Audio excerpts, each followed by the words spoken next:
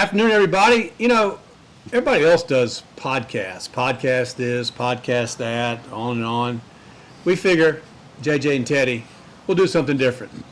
So we bring you the first, not first annual, the first podcast. Nope, it's not a podcast. It's a Porchcast. Live from Teddy's porch. One of our favorite places to hang out. He's got a great porch. What a perfect place to have. So, welcome to it. We're going to review the 2024 year that was, kind of. Glad you're joined in with us. If a young dog starts to appear through here or make a few noise, that's Gracie. She's kind of mad because she wants to be right here with us. But plus, while we have a good porch, we do not have a good inside. There's no indoor plumbing, so Gracie will come out here to distribute. All right, so let's look back at some of the things that happened this year. Let's start. Let's start with the beginning. Let's start at the end. Okay. Let's start with college football. Quite a different year. The college football playoff has changed things, I guess, for the better. We're in the midst of it. Of course, the weekend game, or not the weekend, the quarterfinal games are coming up, and it's just been a whole lot different than it was before. And it'll probably be reseeded next year. I read this morning that the powers that be will talk about reseeding the playoff, but it's already better. I mean, you're going to get to see Notre Dame probably play 3 extra games possibly, and we're all going to get some extra football. It's a better way to decide a champion. The beautiful thing is people are going to argue no matter what, and so you got the Ole Misses and Alabamas of the world arguing about the getting in. And if you're the 12th and you're arguing about getting in 12, then we got no time for you. Yeah. You should have won more games, shouldn't have lost 3 games, no matter what league you play in. But if you expand it to 64, somebody's going to still argue, and we know that because of March Madness. That's right. You're still going to argue. Yeah, they'll get over it. I mean, again, it does make it fun. It makes some of the bowls lesser. We were both at the Independence Bowl earlier this week or late last week, whatever you want to say it. And from the games we watch, and we really have nothing to do, so we watch a lot of these games. Mm-hmm. I don't care who's playing or who's not playing. I mean, I never knew the team in the first place who's playing in the Pop-Tarts Bowl or the whatever bowl it is. I don't care. So the fact that, so-and-so's missing, I never knew he played on that team in the first place. That's a good point. I didn't know he was playing anyway. Now, we do have other stuff to do. I'm going to correct JJ, so we got nothing else. We have stuff we're supposed to probably be doing, but we're watching, we got Iowa and whoever they're playing on in the background right now. So, in fact, I asked JJ a couple of days ago, what teams are playing tomorrow? I can't remember. He said, whatever teams are playing. We're going to watch them. It doesn't matter. So whenever somebody says there's too many bowl games, there's not. It's like saying there's too many soap operas, reality shows, whatever. We don't watch any of those, but I don't gripe about them being on. It's fine. So we're thrilled about postseason of football. And again, you mentioned the I Bowl, and God love the Radiance Technologies Independence Bowl for all the people. It's just one of the beautiful things. This is our local bowl. We get to see these folks every year and know all the work that goes in year round, whether it's parking the cars or working in media concessions or whatever. Thank y'all. This is a great time. By the way, Teddy apparently has a Gold Peak Tea sponsorship. I'm still sponsored by Styrofoam. Still working on the Styrofoam, though in 6,000 years it still won't have self-destructed. So anyway, speaking of college football, let's talk about LSU and Tech. A couple of weird years for both of them. I'll start with LSU. Going 8-4. I'm telling you, before the season started, you told me 8-4. I wouldn't have thought that was a crazy idea. It's always how the season starts to play out because everyone seems to do well in September, and no one can spell 8-4 after that. They all think, well, we're going to the playoff. We're going to the playoff. Things have a way of evening out, I guess. So LSU, it could have been 8-4. They could have been 10-2. They could have been 6-6. I mean, it's the old Bill Parcells or whoever's line it was. You are what your record says you are. Right. Their defense was better. Their offense wasn't as good. It was still fairly good. But you run into it's college football. I mean, stuff happens. You never know when A&M's second-string quarterback's going to light you up, or you got to take on Florida, and all of a sudden they rise from the dead. Or, I mean, just one thing after another. It just happens that way. But overall, I thought LSU's season was, kind of what you thought it was going to be. Now, I know they're anxious to get back after it with the portal this and the portal that. Well, they said the same stuff last year. And college football is just, the SEC is seemingly gotten better. Other than Kentucky, probably anybody that's any worse than they were before. Even Vanderbilt's better. When Vanderbilt's okay and winning bowl games, ollie Oxenfree when it comes to college football. But I thought LSU's season was pretty much what you kind of thought it was going to be.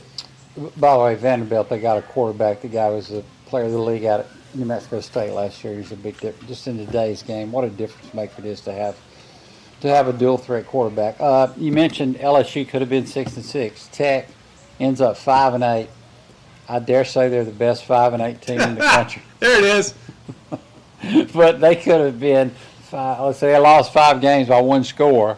Not so against Army, beat them 27-6, which is about what we thought. How many in overtime or? They lost 3 in overtime. Yeah. The Bulldogs lost to the league champion on a Hail Mary at home. They beat the league runner-up on the road. I mean, so they were that close, but they lost to a couple of terrible teams.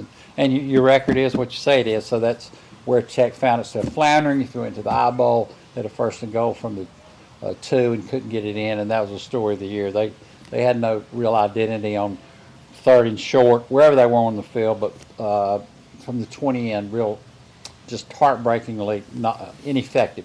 Defense was great, a lot to build on. They're losing a lot off that defensive side of the ball, but Jeremiah Johnson is the coach there.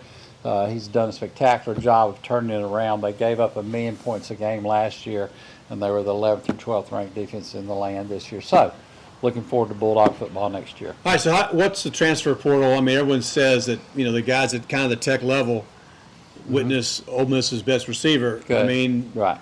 That's just a breeding ground for players to move on and move out and move up, I guess. Do you find that the effect is kind of what you thought it was going to be? Yeah, the first couple of years. So I think we've had this discussion before. What this is going to look like in 5 years, no one knows. I certainly don't. But I know that Tech had an NFL receiver 2 years ago that was a sophomore, and then the next year he led the SEC in receiving.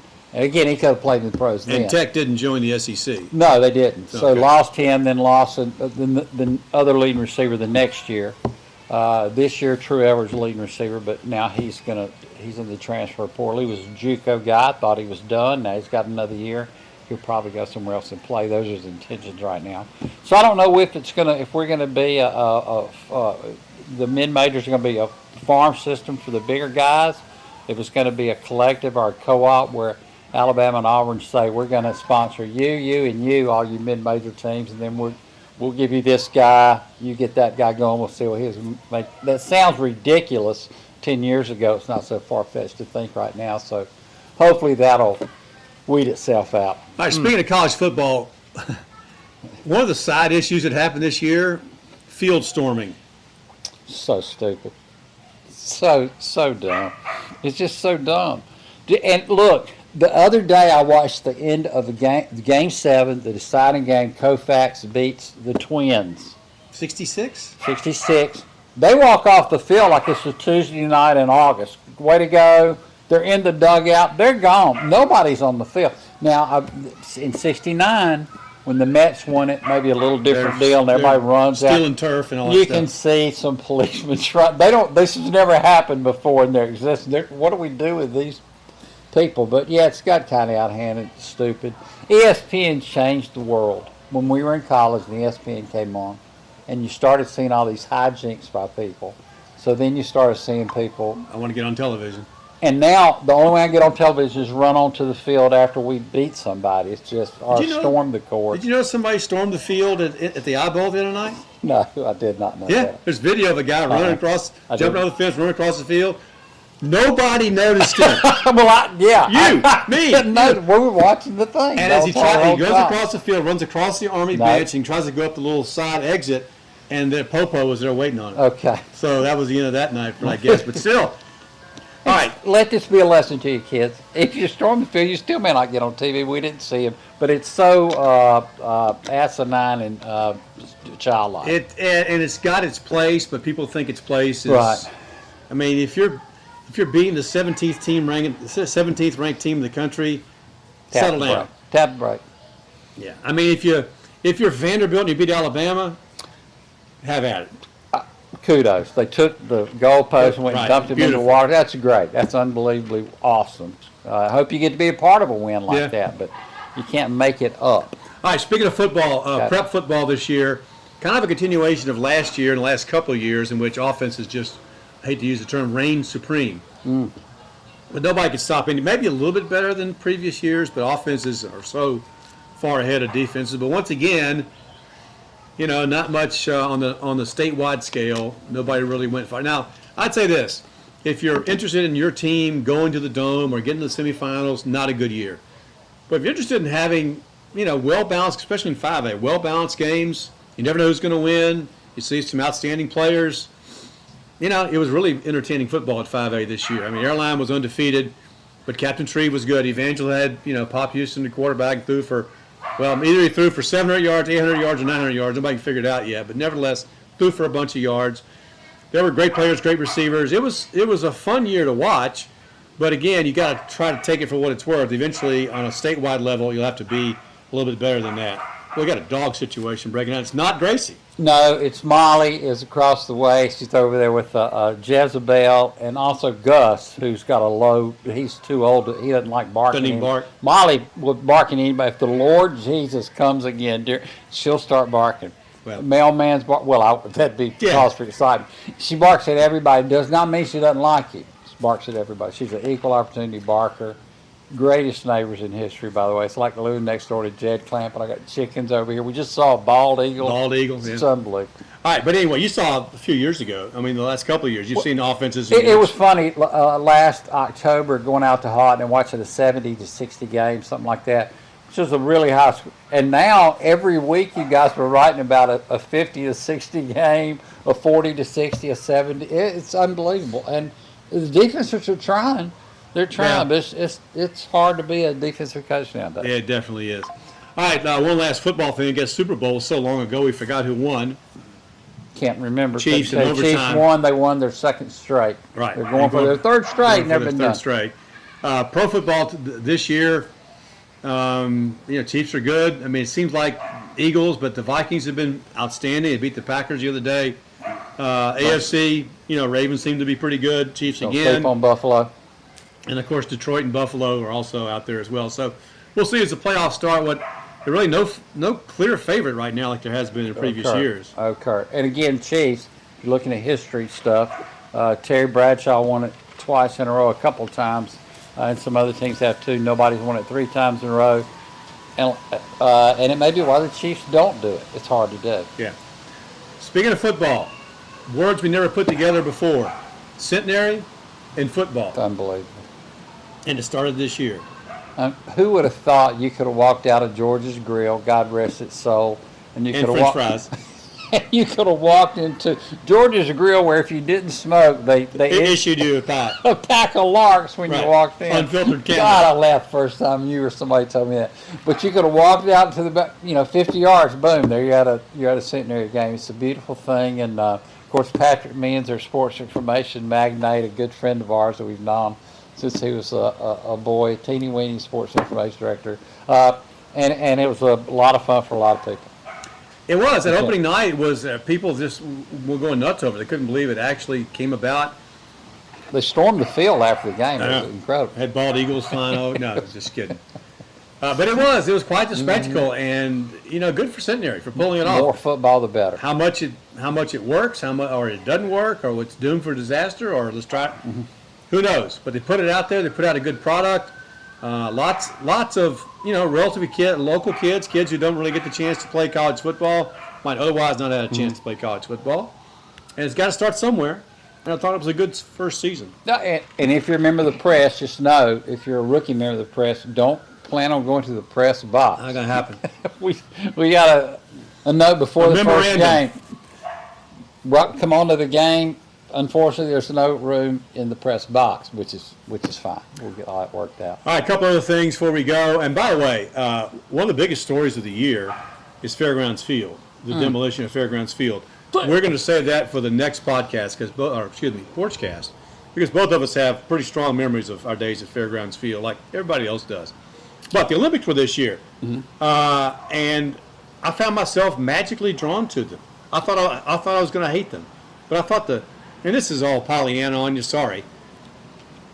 The spirit of camaraderie, sportsmanship, I thought everybody, it was just a pleasure to see. You enjoyed this Olympics, and I've known you now for several Olympics. He was the bronze medal winner in coughing. At least. He's going for the silver, maybe the gold next year. No, but no, you were watching all the time. Grinding it. And I had no intention of doing that. What was my favorite part of this year's Olympics? Help me remember. Well, there were the track and field I thought was fantastic. I mean, I could have done without the basketball. I didn't really care. I never care about gymnastics, although Simone Biles is great. Right. Okay, that's fine. Swimming is all right. I love listening to Rowdy Gaines call an event. God loves it. But the track and field, I mean, of course, my favorite event, the 4x100, we can't seem to master that baton. I mean, it's kind of integral. You got to hold on to the stick. Right. And just Stick. pass it. But anyway, I thought the Olympics, I thought Paris did a fantastic job. I loved it. I mean, and not like I got to have one next week. No. I'm going to go back and watch highlights of it. I just thought the Olympics were great this year. Yeah, they need to get that river cleaned up. They need to get the fecal matter out of the river. It made for some problems. But other than that, that's a minus.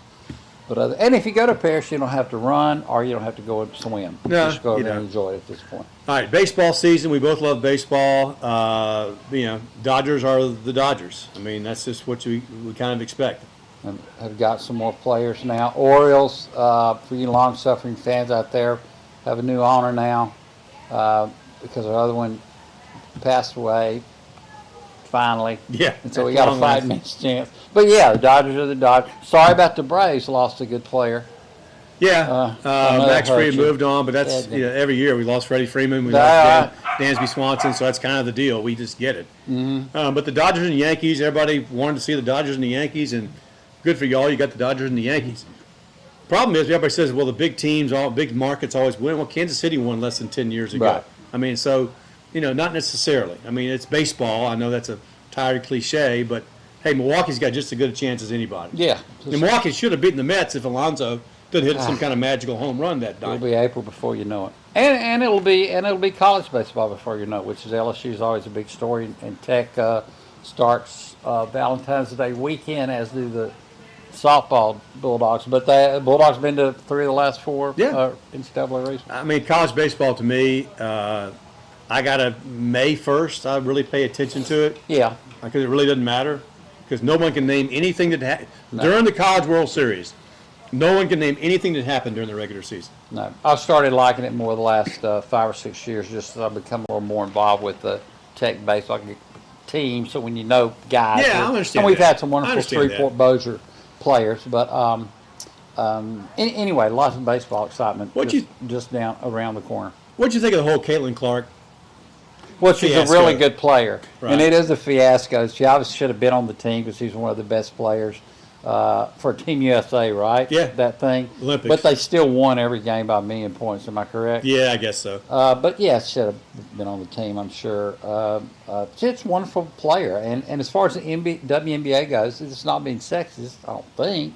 Just nobody watches it, and the NBA, what do you call it when you give them money to keep them buoyed up there to play? There's a word for that, but they sponsored the league, and that's nobody's fault. A lot of people love women's basketball, and a personal, and some of them and it's really fun to play. I don't watch NBA hardly ever anymore either, so it's a whole different game.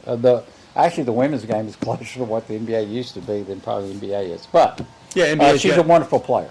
Yeah, it's summertime, and they knew that there's nothing really going. Although the Olympics are going on and baseball's going on, but still, it's not the NFL. So they had a chance to make the most of it, and they did. They made the most of it. Bonds and golfing. Here's what we're going to do. We're going to give you. We appreciate you joining us first of all for the first Porchcast. Second Porchcast, we're going to feature our thoughts on Fairgrounds Field, its rise and literal fall, which just happened the other day. That's good. If bringing the new year by, if you haven't driven by there, drive by 20 between Hearn and Joel and look at it. Hurry up. A little stump there, but you imagine what it used to be. Just see it before it's completely gone. All right, I'm JJ. This is Teddy Allen. We're gone. See you next time.